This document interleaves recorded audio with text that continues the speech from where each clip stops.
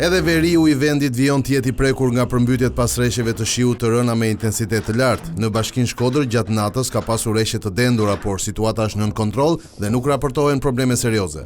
Ndërsa në Vaun e Dejes rreshjet vazhdojnë me intensitet të lartë. Në Fusharës ka prezencë gurësh dhe dherash në disa rrugë rurale si dhe ndërprerjet e energjisë elektrike. Edhe në Lezhë janë regjistruar rreshje intensive gjatë 24 orëve të fundit. Kisha e Barbullojës është mbuluar nga ujë, duke detyruar autoritetet të ndërhyjnë menjëherë për të shpëtuar sendet e shenjta. Pas 2 ditësh pune intensive është mbyllur argjinatura e qarë në Rile.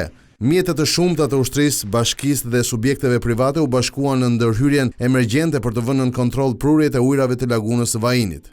Edhe pse niveli i ujit është ulur në disa prej këtyre zonave, banorët raportojnë dëme të mëdha si në të mbjella ashtu edhe në blegtorinë e tyre. Uji vjen të jetë ende prezent, ndërsa banorët thonë se nuk janë larguar nga banesat e tyre pasi nuk kanë ku të strehohen.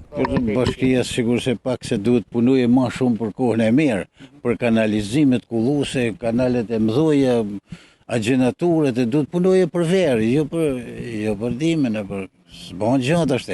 Tash që makina sa dushë që kot. Niveli ujit mbi 70 cm është. Në rrugë. Kurse 1,30 m që në bërë.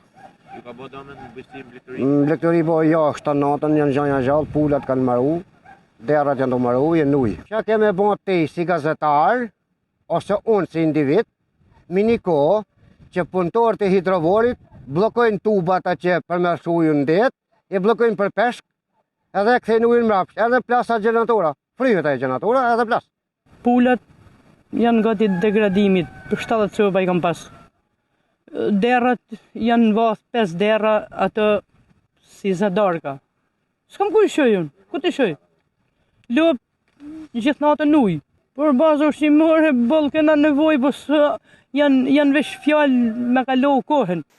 Nivelet e lumenve Buna, Drin, Kir, Gjadër, rezervuarit Shtodër dhe prurjet në përrejnë kryesor janë larg pikës kritike.